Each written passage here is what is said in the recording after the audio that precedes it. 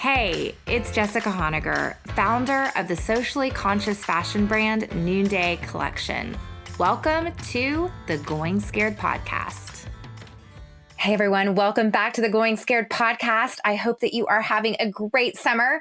People have been telling me how they have been listening to Going Scared on their road trips, on their beach laying out times, and still while they're watching the kids, because there's a lot of kid watching going on right now. I know that.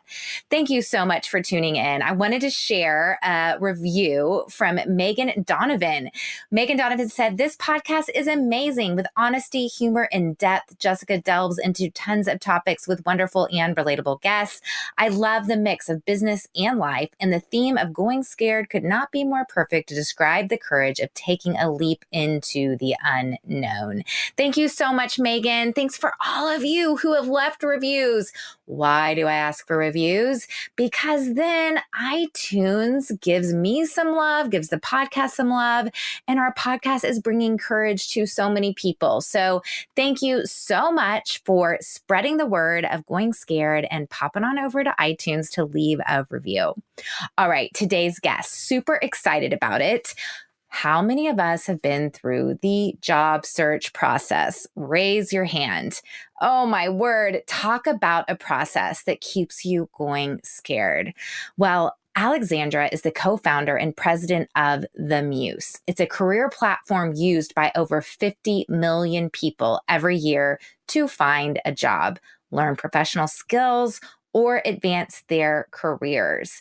She is the co-author of the Wall Street Journal's bestselling book, The New Rules of Work, and we chat some about that. I loved our conversation. We especially get into the interview process. So many tips here. If you are on the job search, or if you think you will be on the job search someday, or you have a son or a daughter that is in the job search, please send them this podcast. It will save them going through a lot of pain. Alexandra has won numerous awards, including Forbes 30 Under 30 in media, Inc. 15 Women to Watch in tech, Business Insider's 30 Most Important Women Under 30 in tech. It goes on and on and on. I think you will find our conversation enlightening, smart, and I know it will encourage you today.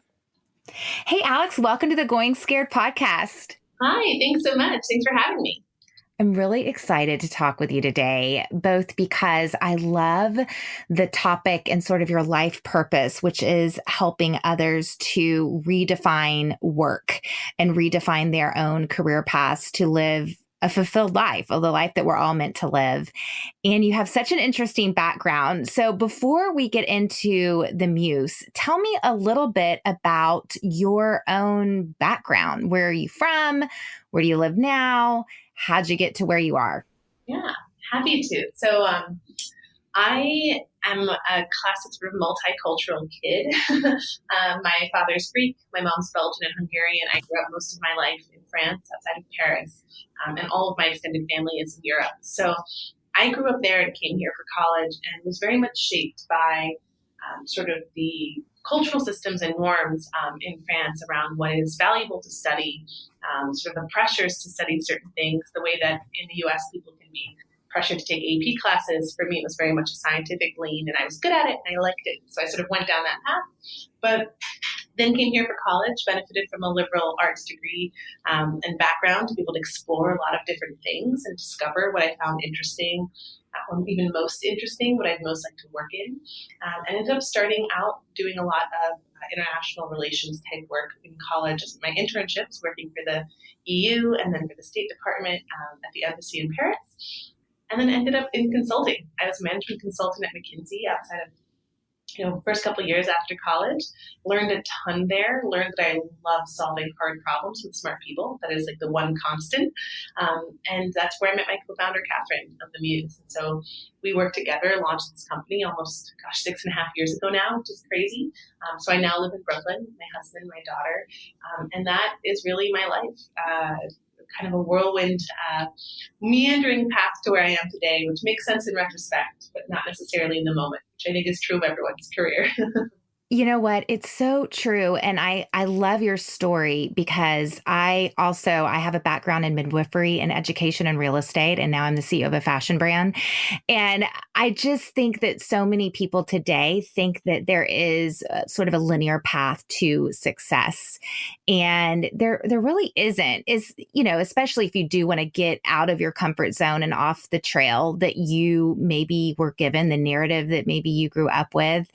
And so it's just so encouraging to know that your background wasn't exactly linear to what you're doing now. Why don't you give us the Muse 101? Yeah, so at the Muse, we really want to help people figure out what to do with their lives and how to get there and how to find the right fit for them. I think that question of fit is just so critical. There are very few companies that are really bad companies, right? It's a question of whether they're good or bad for you.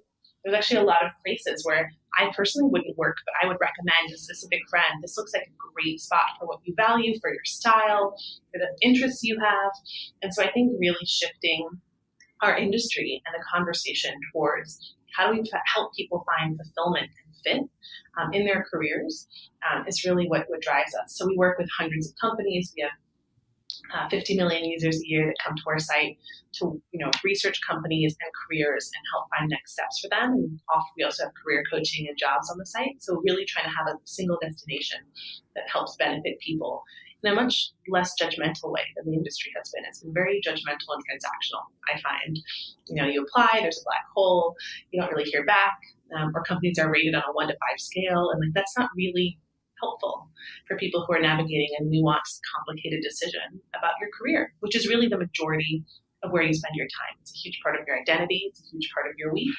Sometimes spend more time at work, oftentimes more time at work than with your loved ones. So getting that right is important. And that's really our life's work here. I mean, how you spend your days is how you spend your lives. So it is extremely important to enjoy how you are spending your days. What was your aha moment? What's the problem that you had or that you saw that you realized you had a solution for? Yeah, it's really funny. Just like careers, I think most companies' founding stories make sense in retrospect, but are always a series of steps.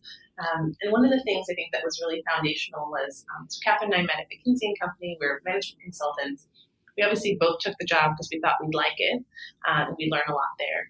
And within, even just a couple of weeks, a couple of months, it became really clear that it was a better fit for me than it was for her.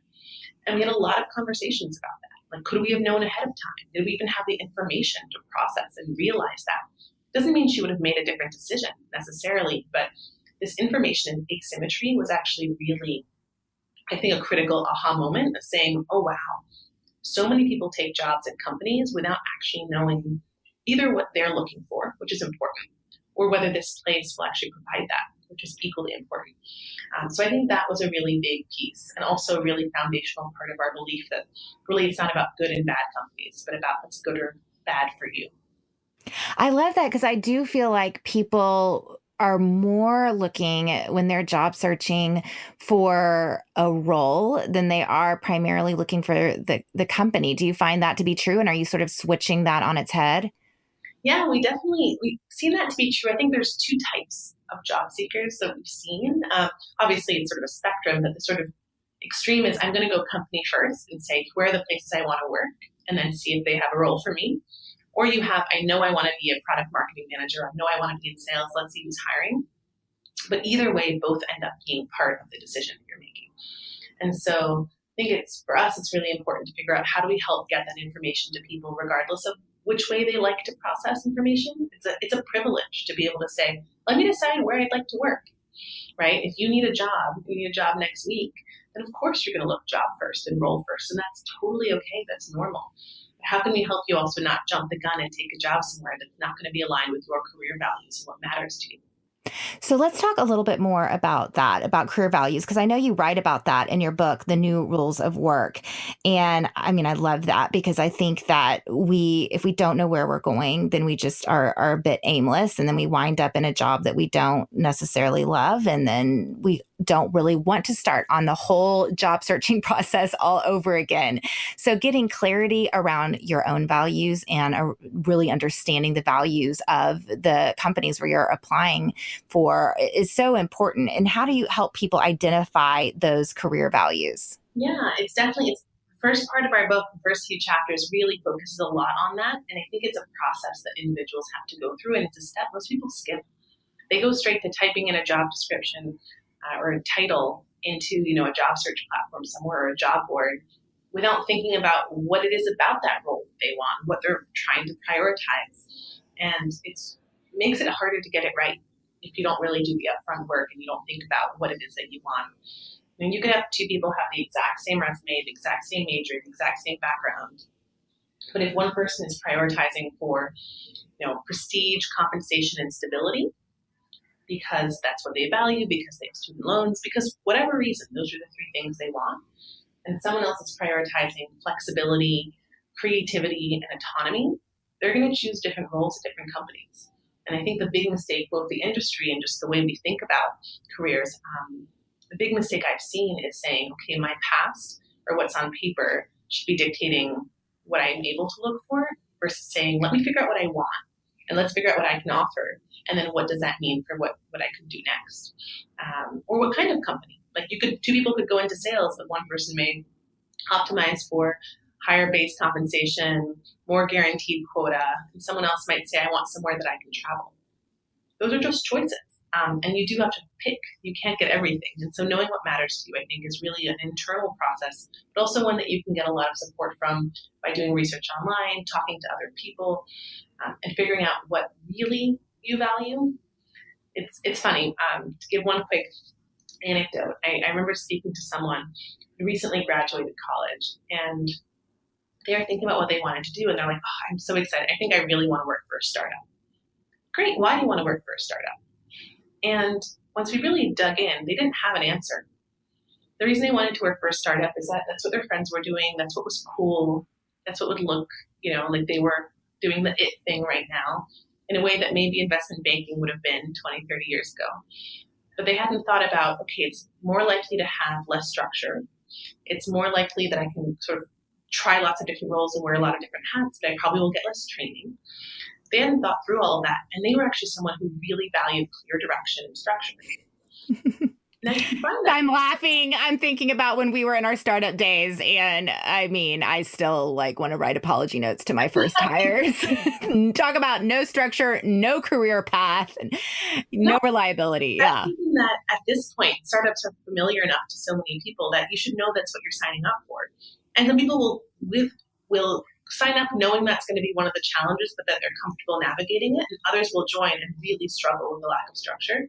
And so I think that's where both the self-knowledge of what you want, what you value, versus just what your friends will think is cool, or going to work for a big company because your parents will be proud. That's a really big factor, what other people think in your career decisions, but they're not the ones going to work every day.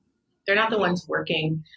You could work for a big brand. Everyone's like, oh, that's so cool that you work with so-and-so brand. But your job might really suck and you don't like it. And so I think really deciding what matters to you is how you can find the right fit and really prioritize what makes you fulfilled. So you said not many people actually sit and are conscious and aware and kind of do the work to identify their values. What do you think are some of these limiting beliefs that actually prevents people from even doing the internal work that you are proposing is the most valuable thing in the career search process? Yeah, I think one of the things is just the change in the industry. Like the idea that you have choice in work is kind of new. And it's funny because, and I've spoken about this a few times, but the question of whether or not you get your fulfillment from your job is a newer one. Decades ago, you'd work maybe from 9 to 5, but you couldn't be reached on weekends and at night. There weren't cell phones. You had community and family and extracurriculars and all these other things that for the majority of people is where they got sort of their fulfillment or self-actualization. And work was work. And that's what it was. And that's fine. But when work takes over so much more of your life like it does now, you're much less likely to be disconnected. You're more likely to be working more and more hours, working on vacation, thinking about work in the shower, doing more intellectual work as well. It's sort of shifted in terms of the way the digital environment has changed. It's more important to get fulfillment from work. And so I think our parents and our grandparents didn't necessarily go through the process of saying, what is it that I want and why? So we don't have role models for it. I mean, if you do, you're very, very lucky, but you're not the majority. So I think that's one of the big transitions from a cultural perspective that's not actually generational. There are people in their 40s, 50s, 60s today who still want to work and are asking themselves for the first time, what do I want? But they started in a career path and that was it. They're like, well, I started as an accountant, so I become a senior accountant, but I run the accounting department, and that is what I will always do. And then whether they're laid off or they have a decision to make a career transition or whatever it is, they have a moment where they ask, do I actually want to be an accountant anymore? Why did I ever become an accountant? Maybe it's because I actually loved, working in the details, and now that I manage, I don't get to do that anymore. Those are the things that I think are exciting for me, that it's intergenerational. It's at every level of the workforce. People really trying to think about how they can have impact in a way that matters to them. Yeah. It's so interesting because Noonday, we work in about 13 different countries, and we are working in countries that are 40, 50 years behind, where America is now. And we're working in India, where you do absolutely follow in the footsteps of your great, great, great, great grandparents. I just got back from Vietnam, where it was a fourth generation horn artisan. And there isn't that sense of like, how can I have purpose in my job and be fulfilled and passionate? But there is such satisfaction and dignity for the workers because they're working in environments where the unemployment rate can be 80%. And I struggle a little bit then on the flip side here in America. We are creating job opportunities. We are a social entrepreneurship company. And so we have created thousands of jobs for women across America to have flexible incomes and really live with impact.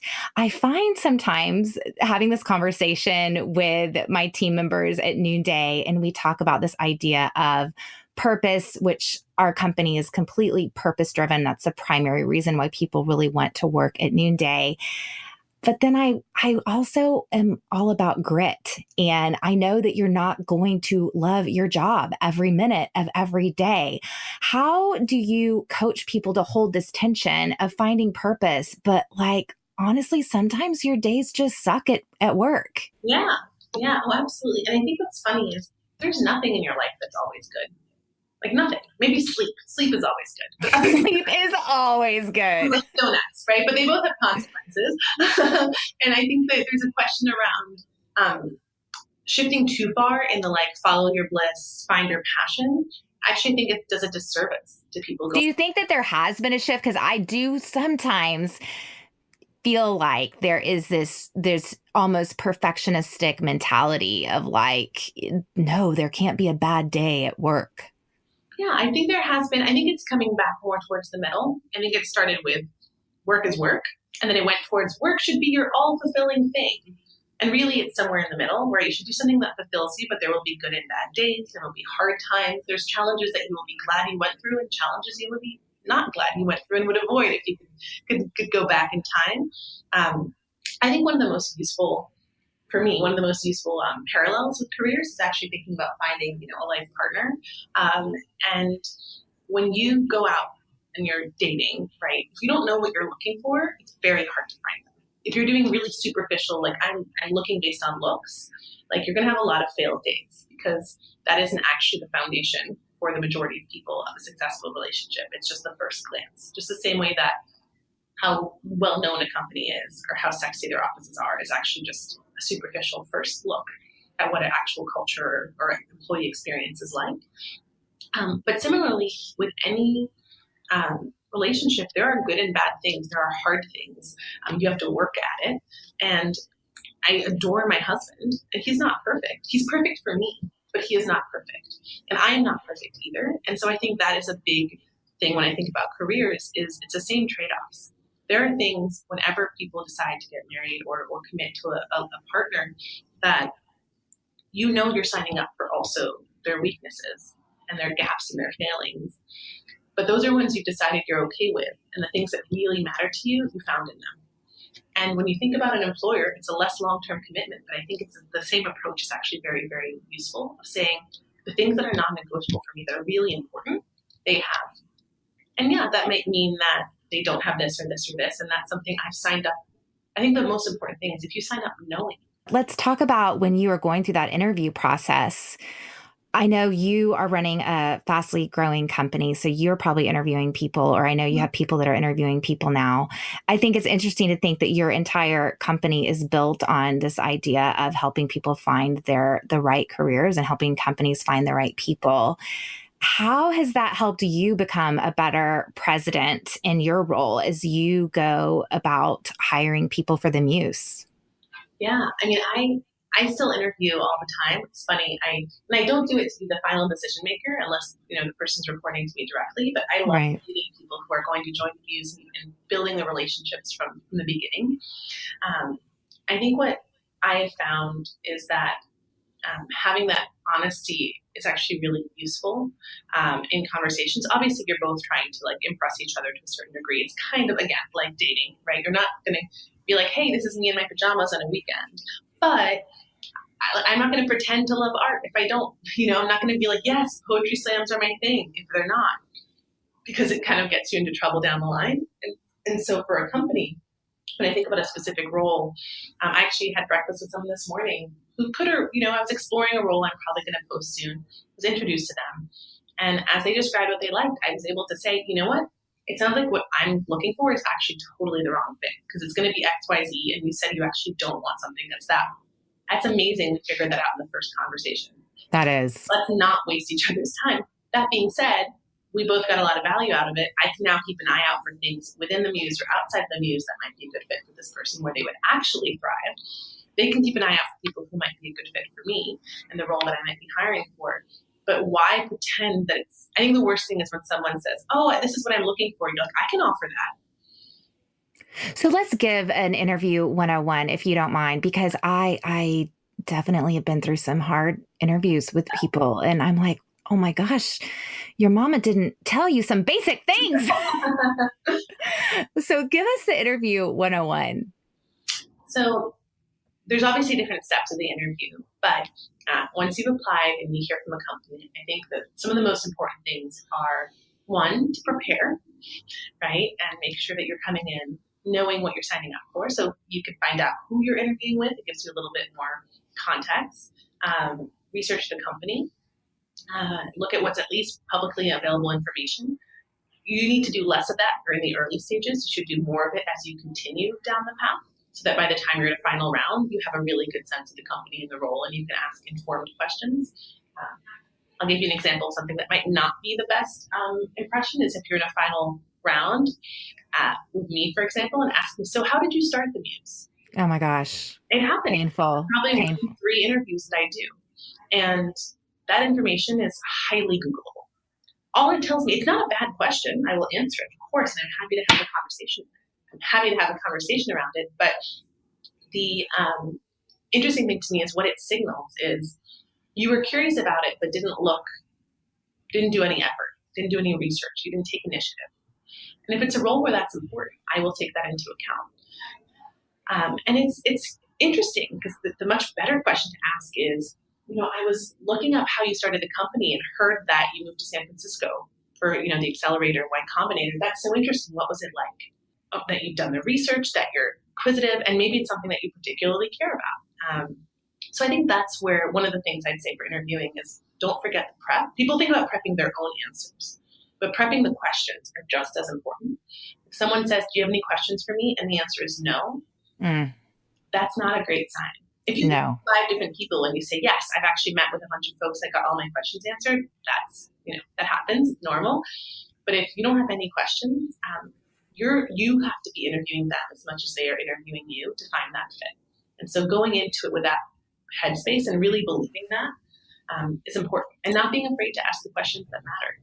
If you really, really care about flexible working, some people will be scared to ask and say, "I'm not going to ask if you have a flexible work environment because if you don't, maybe you'll disqualify me." But if you only want to work somewhere with a flexible work environment, you should want them to disqualify you if it's not an option. You should That's so true. Disqualify them, right? If if it's the only job on the table and you need a job tomorrow, I understand. And obviously you should be using your discretion for these things. But the idea that, "Oh no, I might be out of the running," but wait, maybe they should be out of the running for you. And so really putting that mindset towards it, I think is really important. So prepare. Don't just think about your answers. Think about the questions that you want to ask. What else? Thank you notes, follow up. You notice it. You certainly do. The more, especially depending on the role that you have, if you're going to be interacting with clients, if you're going to be writing or communications in any way, I find it really useful to see what people reply. I've certainly interviewed some great folks for our sales team who write amazing follow-up notes. And I'm like, this is exactly the kind of thing I want them to be sending our clients after doing a call. It shows me that they were listening. They brought out a little nugget. They send me, and this article I read, made me think of you, and the part of our conversation we did X, Y, Z. It's actually showing me their skills in their thank you note. So thinking about every interaction you have as part of the package, not just the moments you're in the room with an interviewer. And finally, I'll sort of add this, it's relevant to that. Every person you talk to at the company, every interaction you have is part of your interviewing. The person at the front desk, if you're getting a glass of water, and really, both using that as an opportunity to see what the company is like, what the culture is like. Are they really friendly? When we were smaller, we didn't have anyone at the front desk. And it's funny because our company is really friendly and really nice. And so people would come in for an interview, be sitting at the front, and like 8 different people would come by and be like, hey, can I get you a glass of water while you're waiting? Without knowing. But it told them a lot about the kind of place we were. And so both use it for clues about what the company is like and the energy, but also remember that you're presenting yourself as a candidate no matter what. So if you're sitting there charging your phone, having breakfast, looking really sloppy and like you just ran in from the subway, like take a second. That's an impression you're making. Actually, one more. This is actually a hiring pet peeve that a lot of people have and don't talk about. Do not arrive really, really early. If you are like 30 minutes early, go to a coffee shop around the corner and then arrive 5 to 10 minutes early. But most companies aren't really equipped for you to just sit around at the front, and you can actually add a lot of stress to the hiring manager when you arrive super, super early. But do plan so that you're not arriving late. That's really good advice because we are small. I mean, we have 50 employees, and when someone does arrive early, and our office space isn't huge, so it is a little awkward, with someone just sort of hanging out for a really long period of time. I love this advice. Okay, tell me what are some of your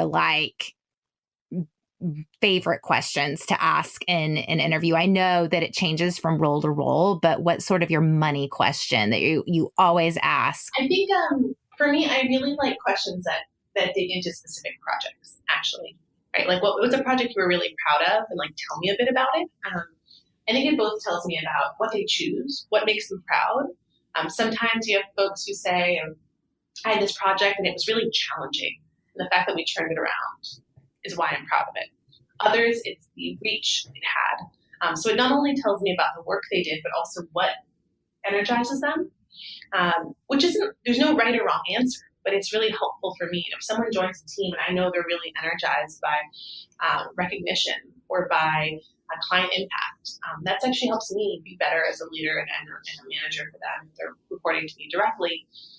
It also helps me learn a little bit more about their communication style. Do they get super into the details? Do they talk big picture? Do they talk about process? Do they talk about ideas? And so I think a lot of questions like that can really help you just get to know someone. I think the best interview questions, don't have a right or wrong answer, but give you a window into the kind of person, this kind of colleague this person would be for you.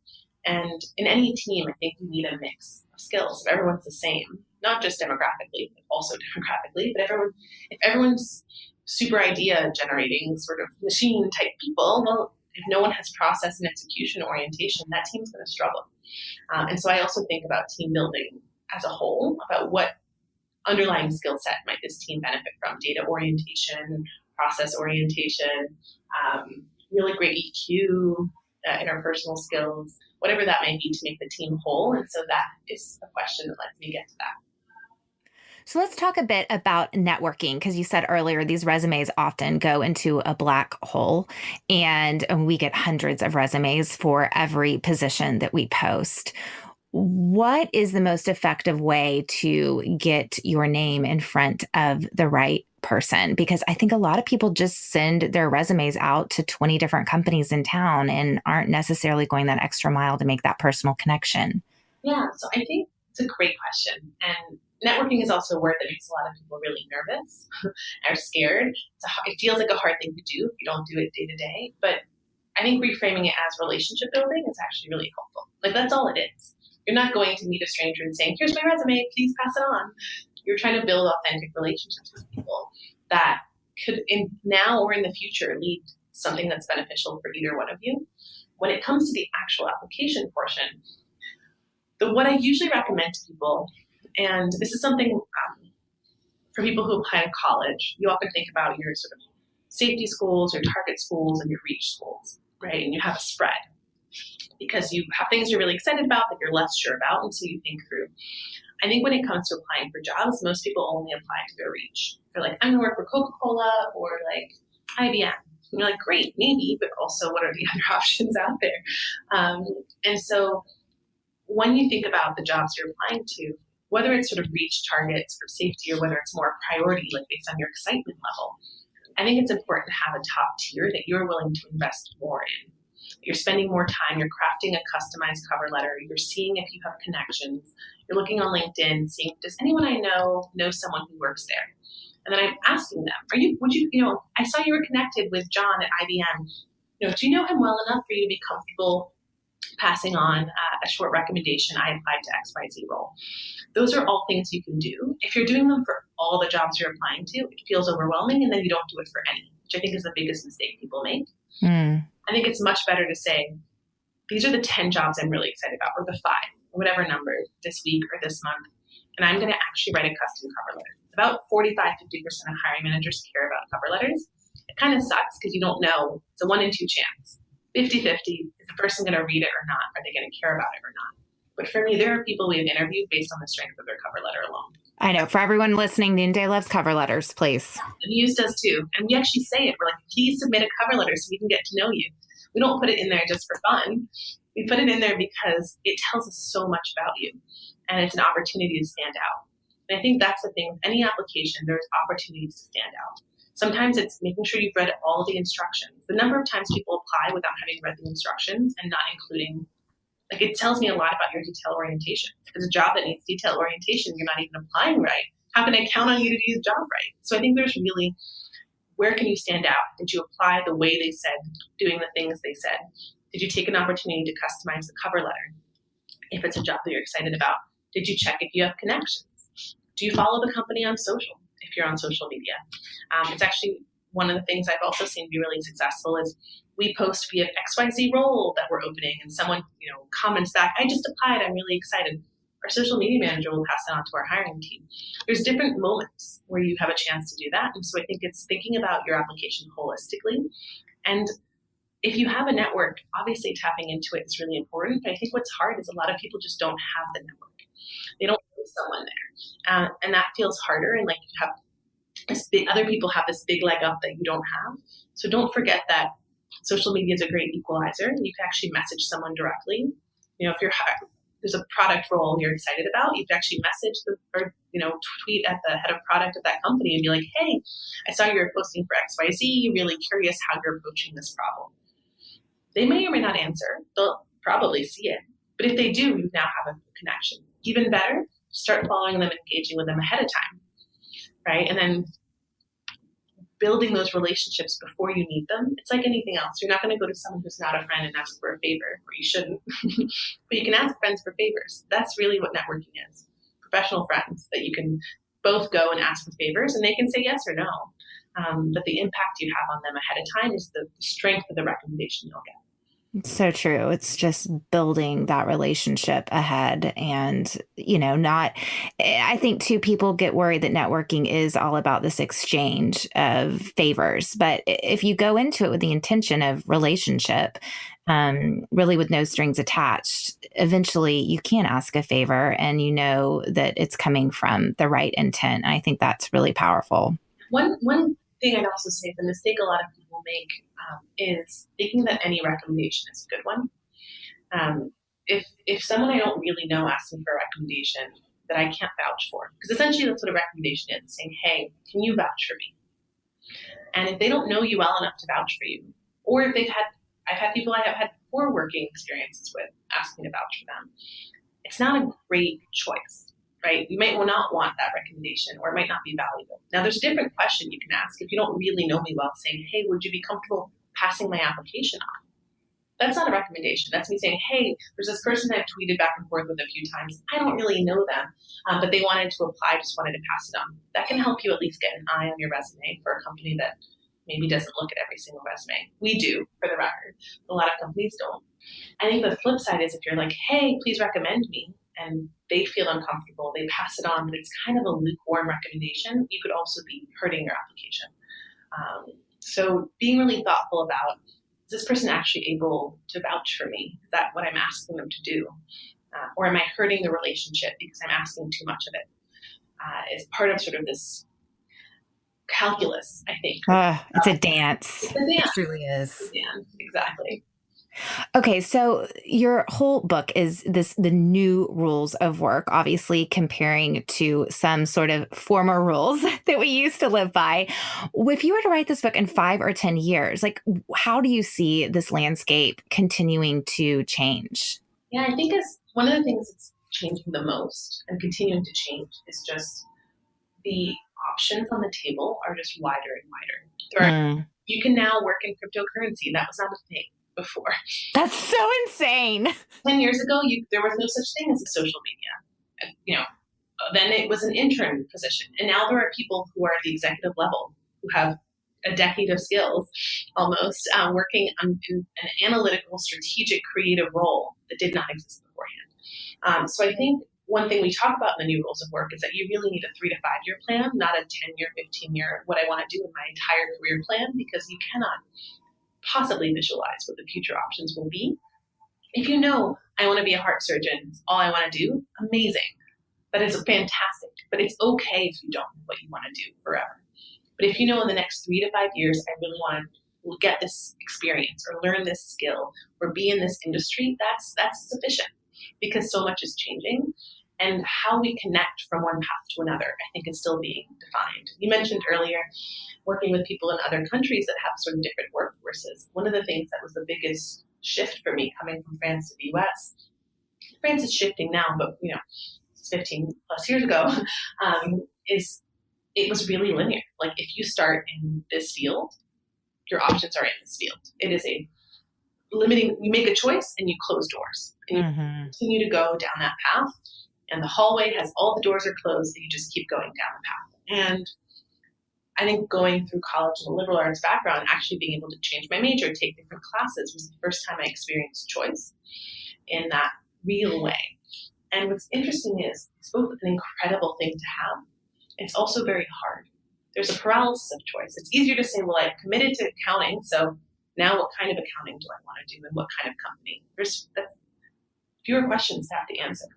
Saying, okay, well, I started in sales, but I could continue in sales. I could go to account management. I could go into business development. I actually really like writing. Maybe I could become a freelance journalist. All those are options. People change their careers dramatically. People go from being lawyers to being bakers, right? There's so much you can do, and that is a hard thing. I think it's caused a lot of anxiety in the workforce, and a lot of people are still struggling for the paths. And so one of the things I hope when we look, 3 to 5 years ahead, is that it will be so much more common, and people will have heard so much more about these winding career paths we mentioned at the beginning. The fact that there's very little that is linear, and that it doesn't have to make sense in the moment. You don't have to justify it. And that every skill set you develop, every experience you have is building towards something. And maybe you're the best possible journalist ever because you started in accounting and you actually have this amazing detail orientation that lets you be a great investigative journalist. Or I talked to someone who was a lawyer who wanted to become a therapist. I was really nervous about explaining it. I was like, look, there's so many parallels. You are used to dealing with sensitive information. You are used to working with clients who may or may not be demanding. You have handled all the process that comes with working with clients and setting invoices and time tracking and scheduling, all of those things. And you've had to ask questions to get the right answers from people.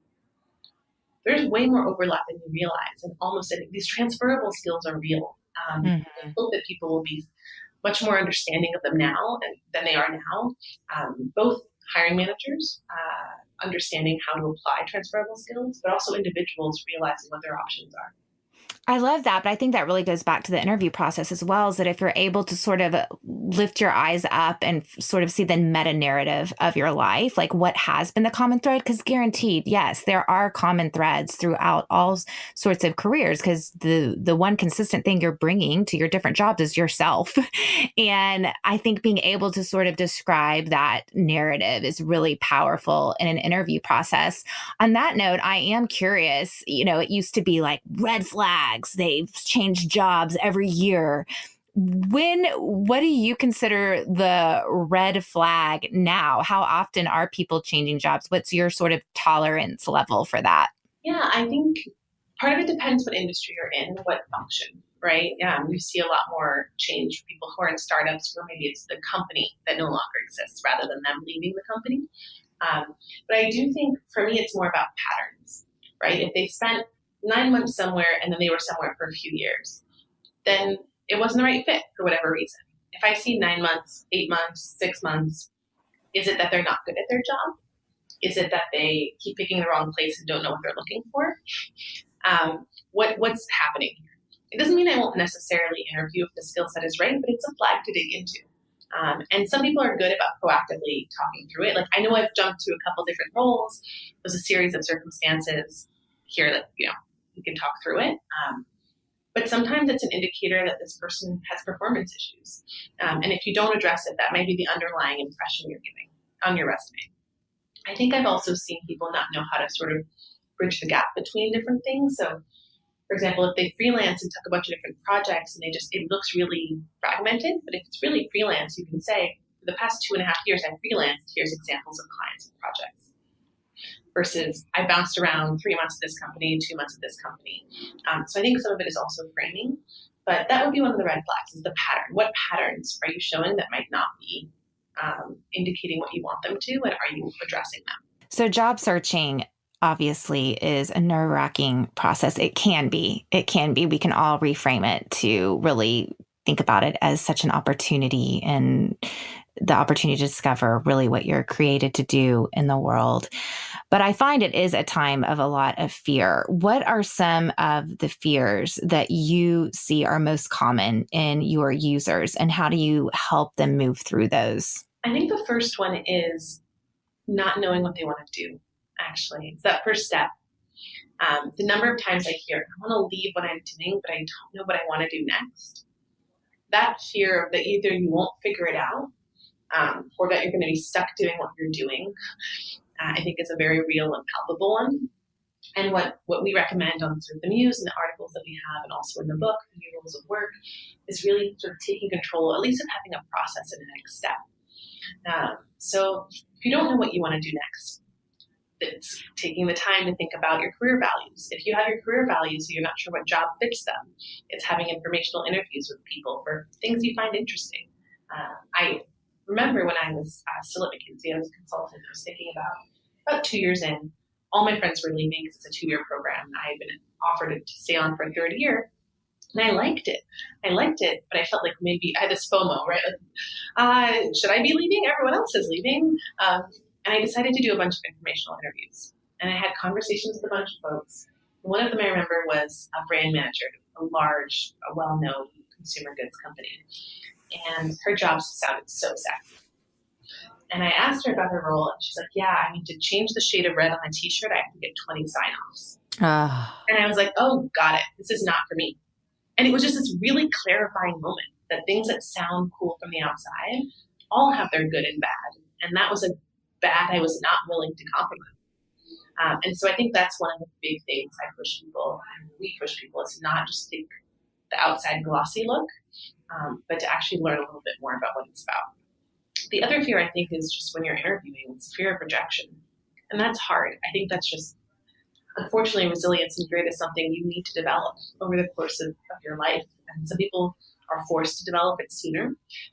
Others don't. Some industries, obviously, if you're in sales, hearing no all the time, or if you fundraise, you hear no a lot more. You develop that muscle. But getting comfortable with how you bounce back from rejection, I think, is also really important. So that fear doesn't paralyze you as you're applying for jobs.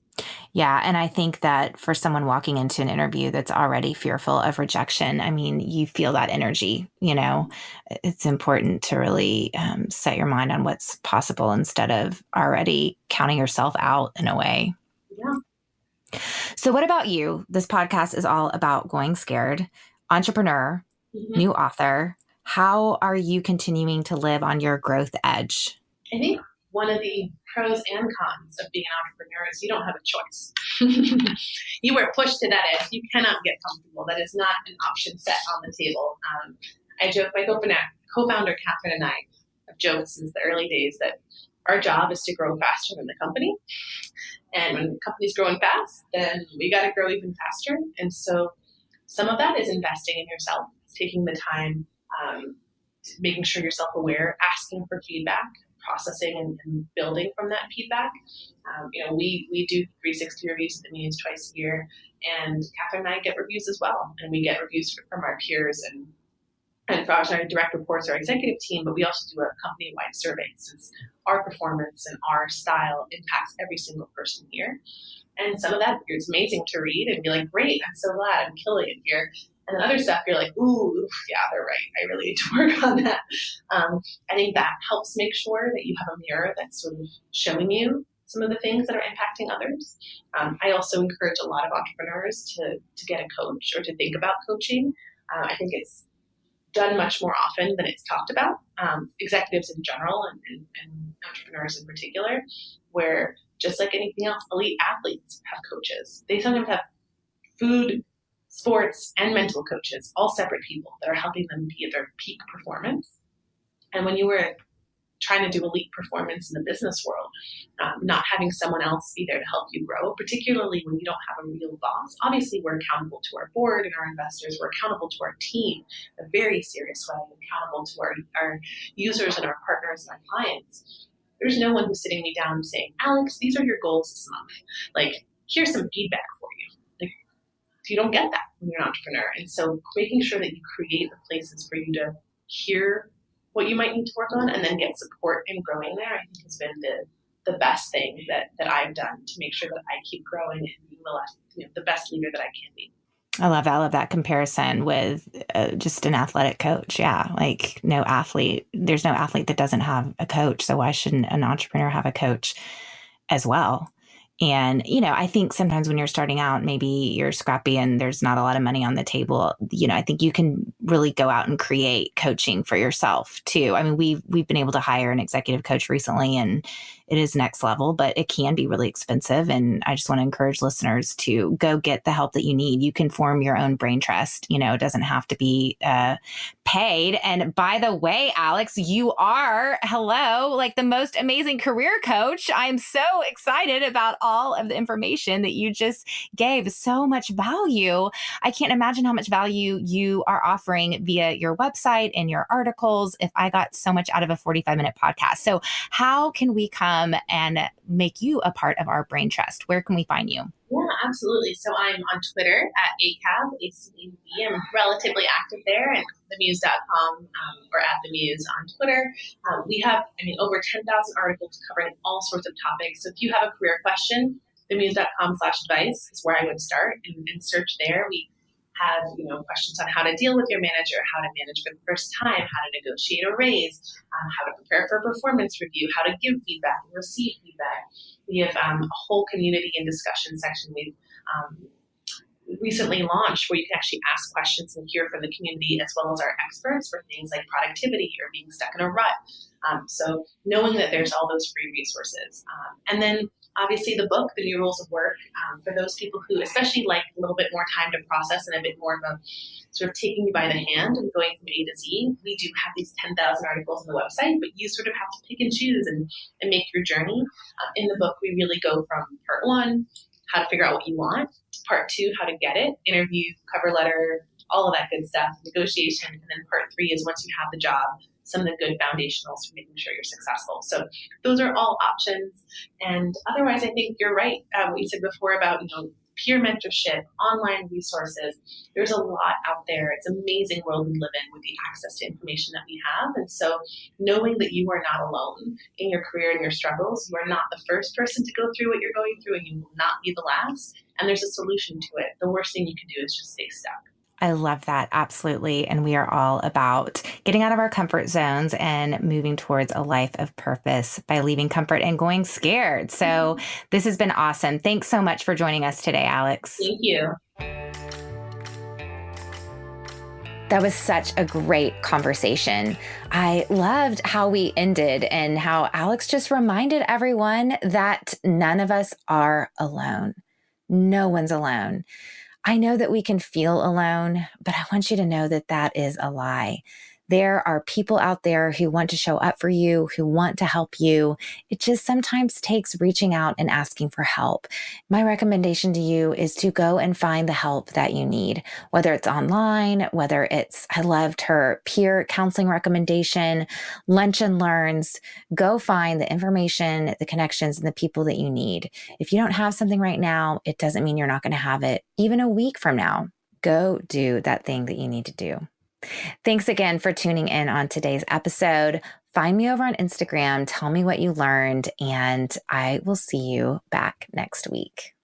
Thanks so much for joining me on the Going Scared podcast today. If you like what you heard in this episode, be sure and subscribe to the podcast on iTunes and leave a review so other people will join the conversation. If you'd like some behind the scenes looks at my life as a CEO, a mom, and a courage catalyzer, be sure to follow along on Facebook and on Instagram at Jessica Honegger, Honegger.